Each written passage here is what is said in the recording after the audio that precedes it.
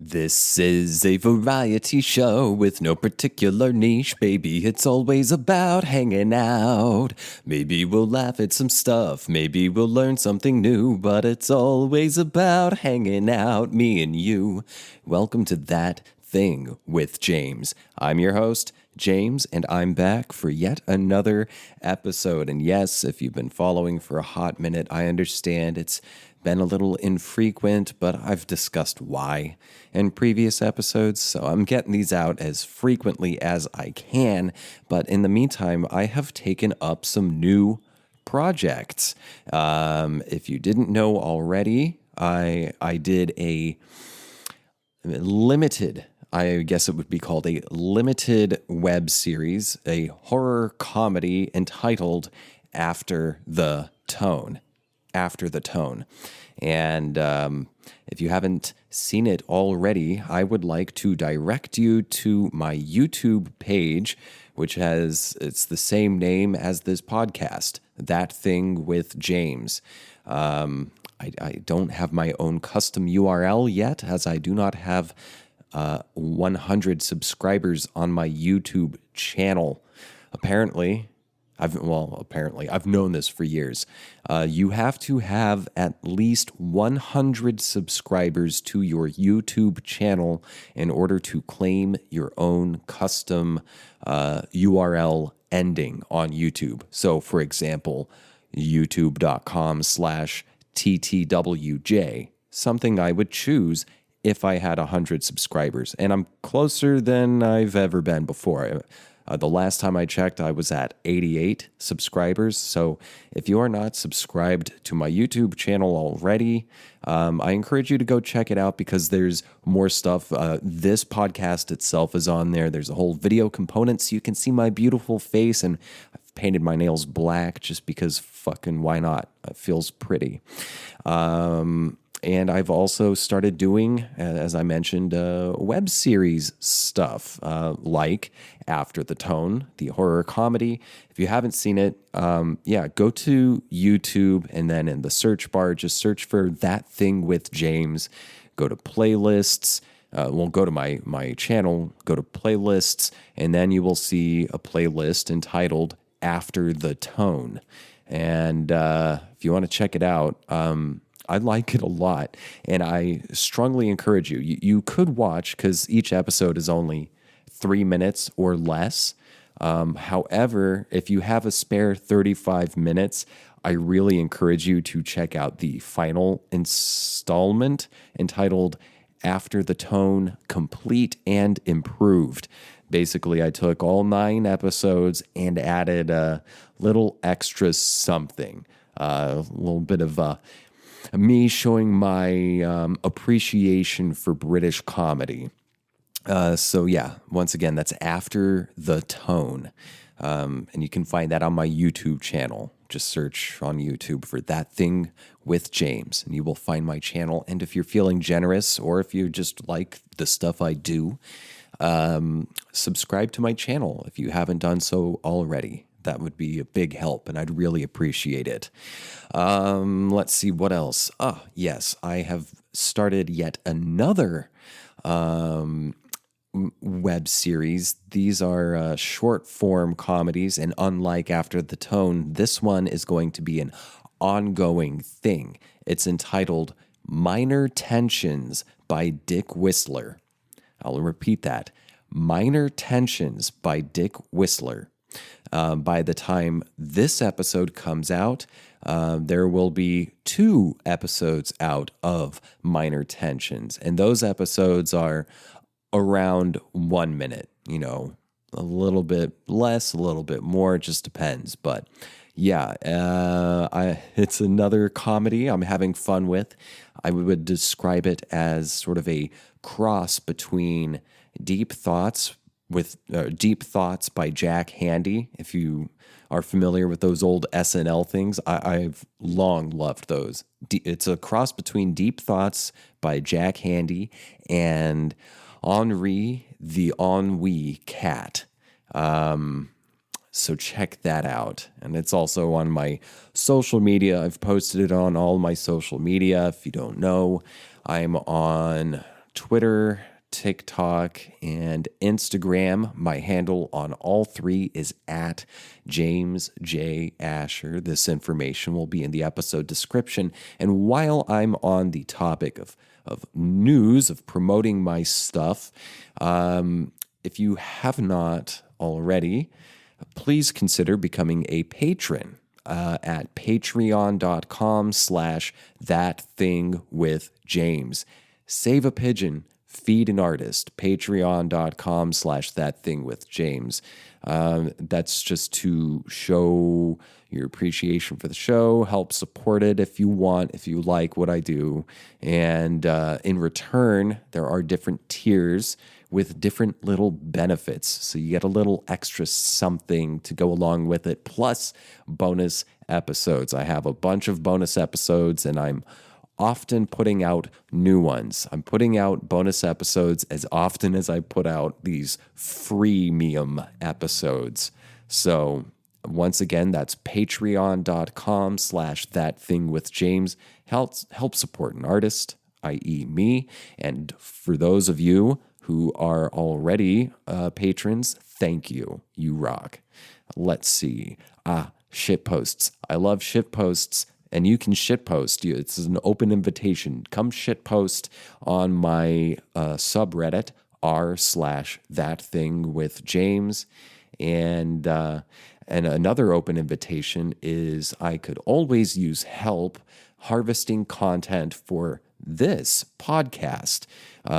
This is a one-man show. I've got a lot on my plate already in general. Plus, I'm doing these other things now too. And I could use your help harvesting content. So I'm looking for just topics to talk about, riff on, whatever, articles, videos, memes, whatever. You got an idea, you got questions, if you are in need of advice on something, I can't promise I'll give good or sound advice, but I'll do my best to make it entertaining to address your queries. Email me your suggestions, your submissions at thatthingwithjames@gmail.com. And if you missed all this stuff, don't worry. Once again, all this information is written in the episode description. So check that out. Now, not Deep Thoughts, by Minor Tensions by Dick Whistler. Yes, it's the new thing I'm doing. I'm having fun with it. And last night, while I was in the shower after spending hours at a friend's house in another town, I kind of came up with the idea for the third episode. And you know what? Why don't I give you a little preview just off the top of my head? I'm still polishing the language because I will do that up until I'm about to record. And even while I'm recording, I may, refine the script a little bit. But let's see. How does this work out? Let me take a drink of this Waterloo sparkling water today. I've got yet again cherry limeade Waterloo sparkling water, my favorite flavored sparkling water. They are not. This isn't a commercial. They aren't paying me. I just really love this shit, and I tend to drink it while I'm recording this show. So let me take a quick sip, and then I'll give you a little sneak preview of episode 3 of Minor Tensions. Just a second. All right, so here's what I came up with in the shower last night. By the way, I record this 5 days before I release the episode, so some time's passed. It's currently June. It's currently June 26th at 2:33 p.m. Sunday, 2022. Here we go. Let's see. Where was I? Here it is. When I was in this isn't me. This is the character Dick Whistler that I invented. That's not it. This is it. When I was in graduate school, I made acquaintance with a man from southern Louisiana. Once every 2 weeks, I would have dinner at his house. He always told me, Goddamn baby raccoon, get in my room. I've chased it off with the broom again. The vomit keep falling out that tree, crawling in the window over the awning. I never knew what he meant by that, but he was a fantastic cook.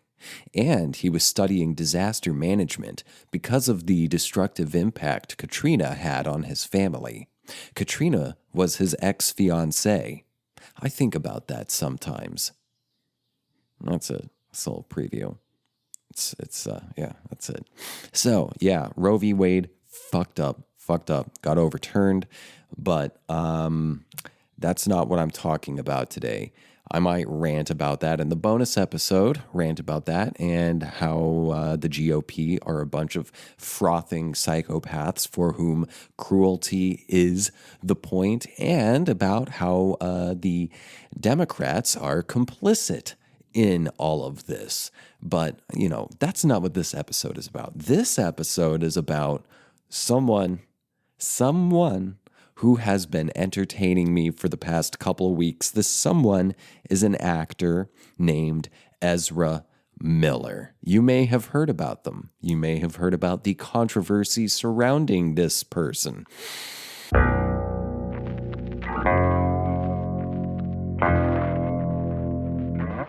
Well, I'm talking about that today. And it's funny. I've seen some tweets. One of the funniest tweets I saw over the past week, before the Roe v. Wade getting overturned thing, someone said, it was a tweet, oh my God, a second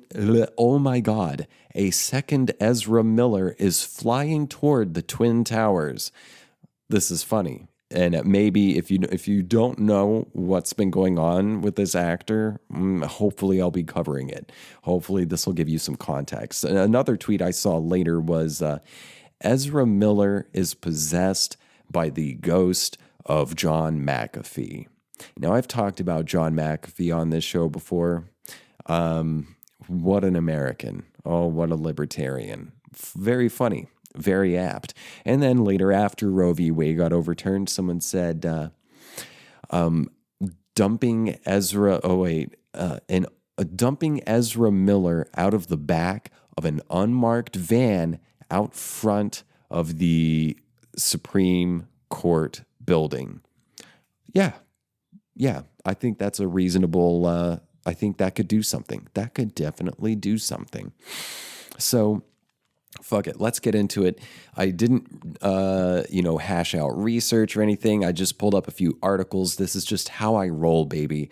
I've done research and shit before for this show and scripted everything out, but I just roll stuff. I'll get an idea and I'll just go in the direction because that's just, I don't know. It's just how I do things. Okay. So,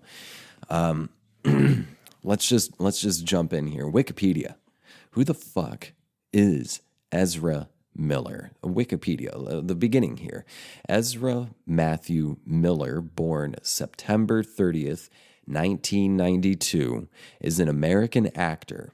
Miller's feature film debut was in After School, 2008, which they followed by starring in the drama We Need to Talk About Kevin, 2011, and The Perks of Being a Wallflower, 2012.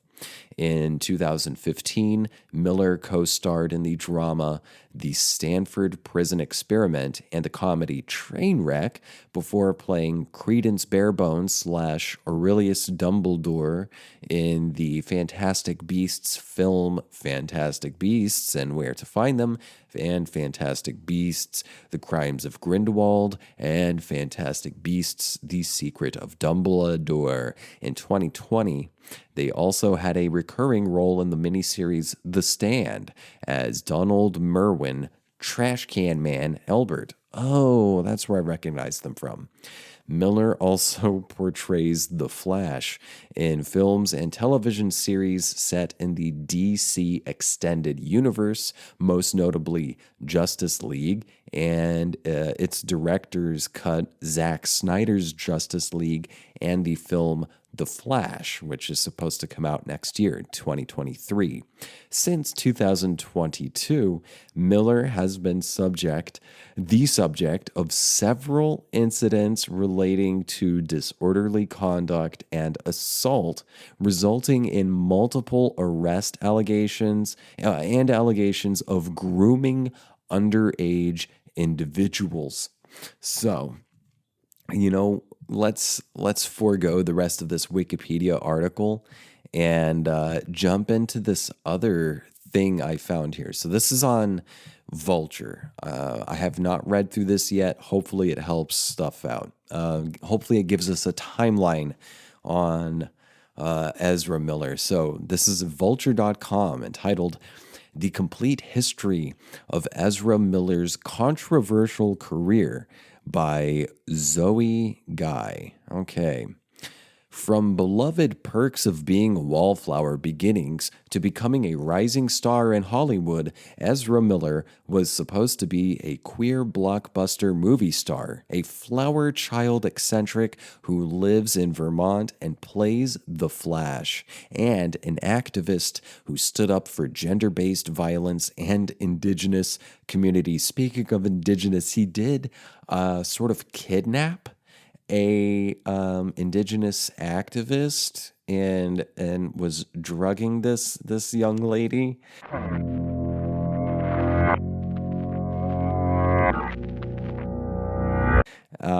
And had eloped with her for months, and the mother was on Twitter trying to find her. Maybe they'll cover that in this. Let's see. Instead, the 2020s ushered in a difficult kind of Ezra Miller who would be caught on video physically attacking a fan at an Iceland bar and accused of grooming an 18-year-old Sioux activist. Miller went from indie darling to getting Harry Potter paychecks to allegedly being on the lam with an 18-year-old in quite a flash. So, here's a timeline to understand how we got here. Early life. I don't know if you can hear that. That's a plane. Let's let that pass for a second.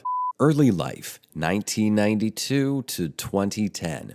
So, here we go. From 92 to 08. Ezra Miller grew up in New Jersey with their father, publisher Robert S. Miller of Workman Publishing, their mother, Marta, a dancer, and their two older sisters.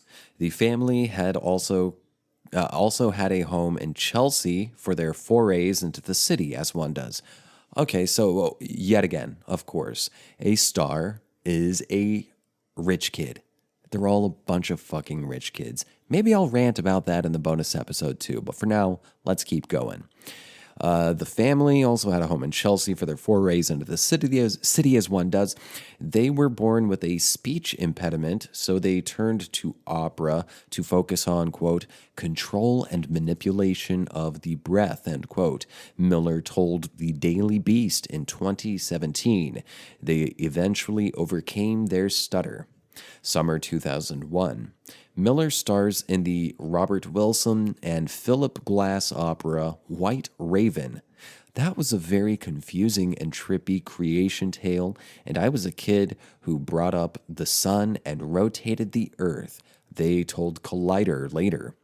It was very empowering. Miller went on to join the children's chorus at the Metropolitan Opera for 2 seasons. May 18th, 2008. Antonio Campo's drama After School premieres at the Cannes, in which Miller plays Robert, an internet-addicted loner who fetishizes cell phone footage. After he accidentally films the death of twins at his boarding school, he is tasked with making a video tribute for the girls, quote, that was a great film experience because of how fucked up it was and like a psychotic filmmaking process with young kids, they say in a 2018 interview with The Hollywood Reporter. And then I was just hooked to film. After the film is released, Miller drops out of Hoboken's Hudson School during their junior year. Indie Darling, 2011 to 2015. May 12th, 2011. Fresh off the heels of small TV roles and parts in small films, Miller breaks through with We Need to Talk About Kevin. Miller plays the titular role in the movie, which tells the story of a mother, played by Tilda Swinton, coming to terms with the horrors her teenage son committed. Oh, I've never seen We Need to Talk About Kevin, but foreshadowing? The Lynn Ramsey-directed film goes on to become a Cannes darling, cementing Miller as a rising star. While shooting, Miller refrained from speaking with their mother for the entirety of the shoot to better inhabit the mind of their psychopathic character. Quote, in the moments where my mind could escape Kevin's, I had this gathering appreciation for everything that my mother did right. They tell New York Magazine in 2012, quote, but to bring back to the forefront of my brain this loving, empathetic relationship with my mother would have been extremely detrimental to either me or the film, so it was really essential that she keep fair distance. Or, you could try acting. June 28th, 2011. Miller is a passenger in a vehicle that is pulled over for a broken brake light in Pittsburgh while shooting Perks of Being a Wallflower. That's a good sentence, a lot of punchy P's. Police find 20 grams of marijuana on Miller. The then 18-year-old is charged with drug possession, but the judge drops the case. The actor instead faces 2 citations of disorderly conduct and is ordered to pay $600. That's it? Perks of being a rich kid, more like. Blah, blah, blah, blah, blah. Let's get to the juicy stuff. Let's go ahead. Erratic behavior, abuse, and grooming allegations, 2020 to present.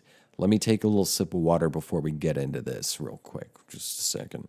Before we get into this, I want to say the first thing I really heard about this Ezra Miller stuff was like maybe a month ago. I heard that they were in, like the cops had been searching for them all over Hawaii because Miller had just been going all over the Big Island, beating people, going to bars, going to restaurants and wherever, and just beating people at random and being very erratic. And the police were looking for them. And I'd seen some videos of them acting very erratic at a karaoke bar and getting arrested a few times and talking some really insane shit to the cops. And it's got me thinking, could Ezra Miller be our modern Charles Manson? Interesting. Charles Manson's another character I'm very intrigued by, a very entertaining character. Let's keep reading here. Erratic behavior, abuse, and grooming allegations 2020 to present. April 1st, April Fool's Day 2020. In a since-deleted tweet, a disturbing video alleges to show Miller choking a woman and throwing her to the ground at Prikio Kaffihus, a bar in Reykjavik, Iceland. I saw the video. This woman, it was just some random woman, completely unprovoked. Miller chokes the woman out with their hands and throws this woman to the ground. And some people come in and pull them off of the woman. Variety confirms that the altercation took place at the Trendy Bar, and employees identify Miller in the video, who they escort from the premises. The 7-second clip makes its rounds on Twitter on April 6th and shows a person saying, quote, "Oh, you want to fight? That's what you want to do?" to a woman in a bar. She appears to be jokingly readying herself for a fight. The person, identified as Miller, then grabs the woman by the throat and throws her to the ground. Quote, "Whoa, bro," says the person filming the incident. Quote, Bro.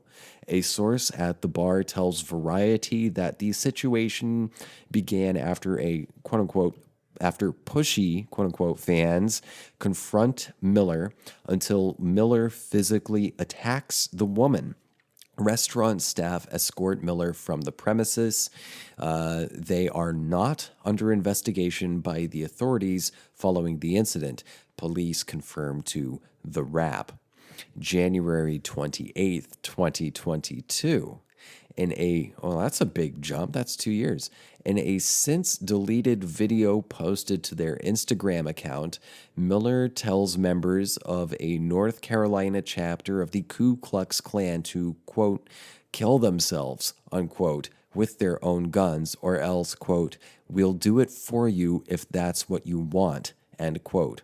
It's unclear if Miller is responding to a specific incident. The video goes viral on social media. March 4th, 2022. Asking for It premieres. I'm guessing that's a movie. The revenge film tackles sexual assault and co-stars Ezra Miller, Vanessa Hudgens, Kiersey Clemens, and Alexandra Shipp. On April 20th, director Eamon O'Rourke allegedly punches trans comedian Grace Freud twice in the head. Okay. March 27th, 2022. The Flash enters the Speed Force. In a Snyder cut of the Justice League wins Oscar fan favorite moment. The Flash won an Oscar before Annette Bening, Winona Ryder, Glenn Close, Kristen Stewart. March 27th, 2022. Here we go. Miller is arrested in Hawaii and charged with disorderly conduct and harassment following a physical confrontation with patrons at a karaoke bar. I think they were arrested like 10 times in Hawaii just this year.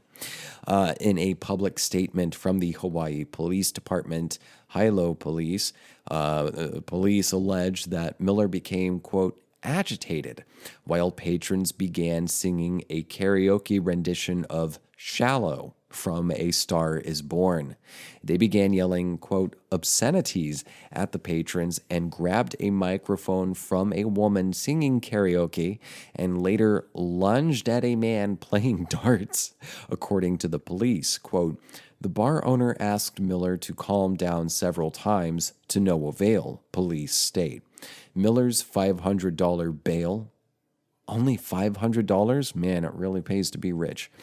Is paid by a couple they live with at a hotel. Per TMZ, a video circulates of a week's earlier confrontation with police in Hawaii. Now, I remember there was all sorts of stuff. Police were searching for Miller, and some chick posted on TikTok like they were going to get a sandwich at a shop and they saw Miller ordering like at the counter. And the workers appeared a little fucking scared. Let's keep reading. March 29th, 2022. The couple who lived with Miller at the hostel file a restraining order against the actor.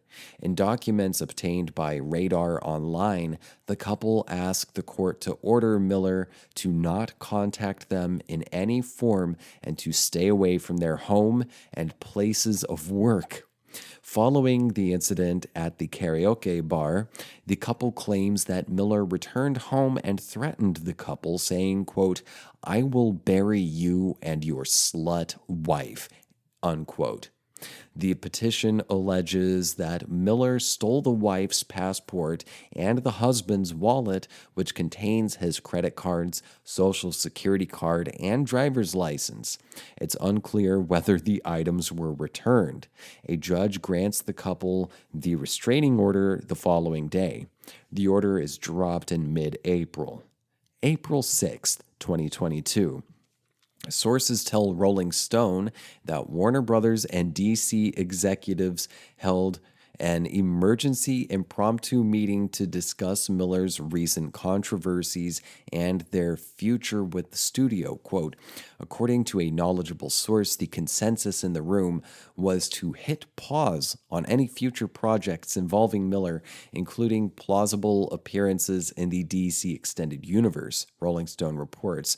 And an inside source says that Miller had, quote, frequent meltdowns during last year's production of The Flash, although the sources stressed that Miller did not yell or have violent outbursts. Okay. Methinks they doth protest too much. Also, I did see a thing where a WB executive was straight up saying, we're really hoping all this stuff about Miller goes under the radar until after we've released The Flash next year. Newsflash, it's already above the radar, dumbass. Fucking execs. April 19th, 2022. 3 weeks after their March arrest, the actor was again taken into custody. I remember I saw one video where they were like, don't hurt my fingers. I'm a musician. I need my fingers. Don't touch them, blah, blah, blah. Batshit, insane, manic stuff they were saying to the police. Actor was taken again into custody in Hawaii for allegedly throwing a chair which hit a woman at a private party, leaving the 26-year-old woman with a half-inch cut on her forehead. In a public statement from Hawaii police, authorities say Miller was arrested about 1:30 a.m. during a traffic stop and released from custody around 4 a.m., pending further investigation. Man, it pays to be rich. March 2016, 2022. Music producer Oliver Ignatius and rapper Gaius Guevara claimed that Miller stole the music they worked on and posted it on social media without credits. Ignatius and Miller met up in both the Northeast and Hawaii to collaborate on new music weeks before their first arrest in Hawaii. Ignatius plans to file a court order for Miller to take the music down. The link to the songs are no longer featured on Miller's Instagram bio. July, here it is, 8th, or June, I keep getting ahead, June 8th, 2022. The parents of 18-year-old activist Gibson Iron Eyes, who is non-binary, sorry if I misgendered them previously, I didn't know this, who is non-binary, accuse Miller of grooming their child. In court documents obtained by TMZ from the Standing Rock Sioux Tribal Court, Gibson's parents, attorney and activist Chase Iron Eyes and pediatrician Sarah Jumping Eagle seek intervention from the court, alleging that Miller has been involved with their child since they were 12. A judge signed the request for a protective order which says Miller cannot contact the child, Sarah, or Chase, or be within 100 yards of their residence.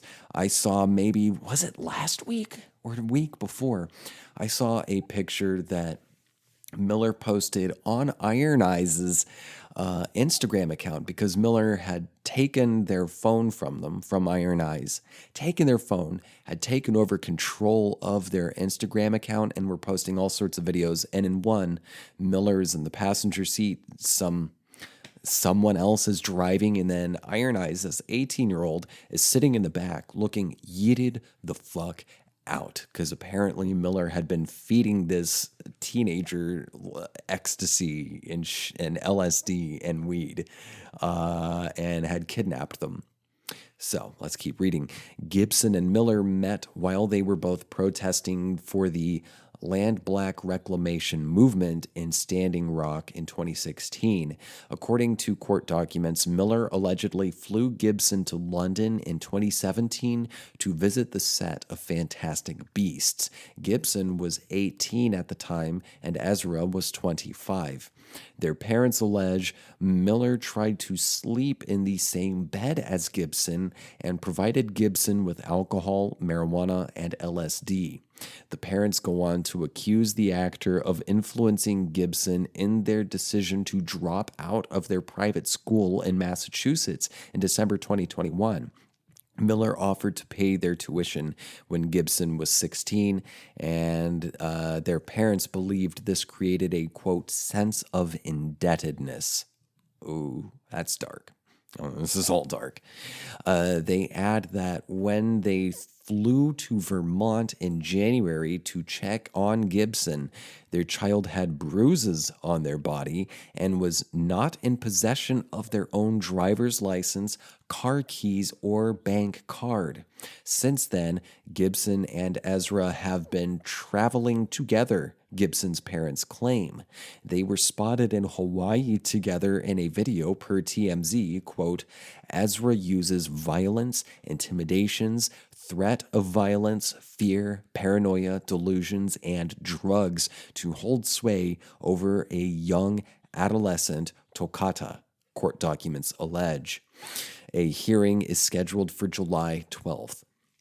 Gibson issued a statement on Instagram on June 6th in which they accused their parents of being, quote, unquote, transphobic and denied the allegations. Quote, I dropped out of Bard 5 months ago. My friend and comrade William passed shortly thereafter. My mind was incredibly impacted, and I've needed space and time for processing of grief, reads the statement. Quote, my comrade Ezra Miller, for the entirety of the aforementioned era, has only provided loving support and invaluable protection throughout this period of loss. My father and his allegations hold no weight and are frankly transphobic and based in the notion that I am somehow incapable of coherent thought or opposing opinions to those of my own kindred worrying about my well-being, Gibson continued, quote, I am now aware of the severity of emotional and psychological manipulation I was made to endure while in my parents' home, end quote. The previous day, Gibson had posted a video on Instagram of themselves and Miller smoking cigarettes. June 9th, 2022. Gibson's parents say that Miller and Gibson remain, quote, on the run, while the court has not been able to, quote, locate or serve the actor because their whereabouts are unknown. Gibson releases a video statement on Instagram saying that, quote, nobody is controlling my Instagram account, and expresses disappointment in the press coverage. Quote, it's really distressing that the narrative of the victim in question is not being granted any trust. I worked really hard to make really clear what was going on, they said in the video. Quote, if the statements are too profoundly contrasting to whatever assumptions those of us have garnered and have chosen to carry, I'd like to say that it's nobody's business and nobody is owed a story or an outcome, end quote. June 10th. Miller has yet to be served, Gibson's parents tell the Los Angeles Times. June 15th. Miller appears to have deleted their Instagram, as reported by CBR, after posting memes to their story that they may have been alluding to authorities' inability to find them. Yeah. Ezra was saying, you cannot find me. I am in another universe. Straight up taunting the cops. Here we go. Quote, I am shielded from negative people and their ill intent. My spirit, mind, body, soul, and success are not altered by anyone's envy. One post read, quote, I am protected from all negative, what is this? Energy?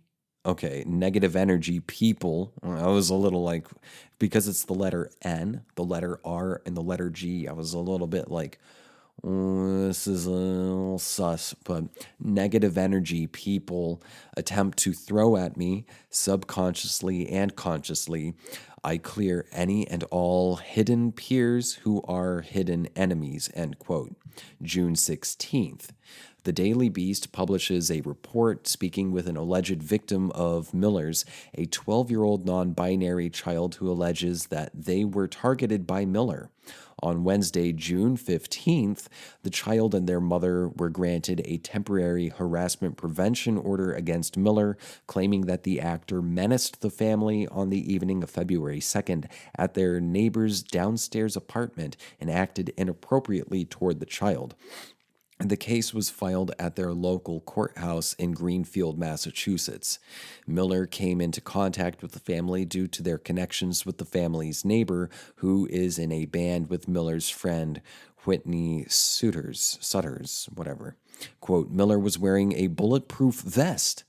Oh, is this the canasta thing? Yeah, Miller pulled a gun on someone over a game of canasta or something like that. Or maybe Yahtzee, I don't know. Quote, Miller was wearing a bulletproof vest, and I had no idea until later that they were armed, the neighbor told the Daily Beast. According to the neighbor, the evening went sideways when the mother called her friends, quote, her tribe, causing Miller, whom they believed to be, quote, under the influence, to accuse her of cultural appropriation. Following this snafu, Miller claimed that the board game Parcheesi was of Rastafarian roots, which the half-black neighbor questioned. Ezra snapped after this interaction, the neighbor alleges, quote, then they opened up their jacket. They had this like big Sherpa jacket, and they opened up this one side of their jacket and you could see a gun. And they said, talking like that could get you into a really serious situation, the neighbor tells the Daily Beast. After this altercation, Miller allegedly began to harass the mother and the then 11-year-old child, telling the parents that they are well equipped to mentor the child. Quote, I've talked extensively with your child, and they have a lot of power to them. At one point, you're going to realize that you don't have any control over them anymore. They're an elevated being, and they would be lucky to have someone like me guiding them, Miller said, according to the neighbor, mother, and child. The trio claimed that Miller additionally asked the mother if she would like to drink their blood because she dresses in a goth style. The child accuses Miller of uncomfortably moving their chair closer to them, hugging them, and touching their hips. The child also alleges that Miller asked them to follow them on Instagram. What the and told the child that they would purchase horses for them to raise on their Vermont farm. Quote, it was really uncomfortable. I was really nervous. I was scared to be around them after they'd yelled at my mother and she was crying, the child remembers. According to the Daily Beast, Miller returned to the home dressed as a cowboy on June 4th to apologize. June 23rd. A Rolling Stone investigation revealed that a 25-year-old woman and her 3 children, ages 1 to 5, have been living at the Flash actor's Vermont farm in a roommate situation that worries the children's father, as well as 2 sources close to the situation. Those sources say they're concerned with the living arrangements because Miller's home has unattended guns strewn across the living room and mature marijuana plants growing on the property. According to one of the sources, the 1-year-old child allegedly played with a loose bullet and placed it in her mouth. According to Instagram posts reviewed by the site, the mother and children, who remain anonymous, appear to still be living at the Vermont farm. Rolling Stone asked why the father has not confronted Miller or gone to the police. Quote, I don't want the children to see anything like that.